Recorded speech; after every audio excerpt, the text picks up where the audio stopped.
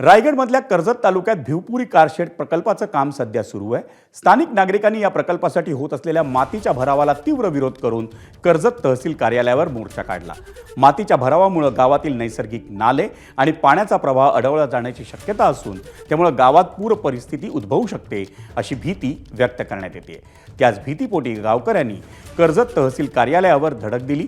संभाव्य पूर परिस्थिती रोखण्यासाठी आवश्यक उपाययोजना पूर्ण होत नाहीत तोवर रेल्वे कारशेडसाठी माती भरावाचं काम बंद ठेवण्यात येईल असं लेखी आश्वासन स्थानिक प्रशासन, रेल्वे विभाग आणि पाटबंधारे विभाग यांनी दिलं।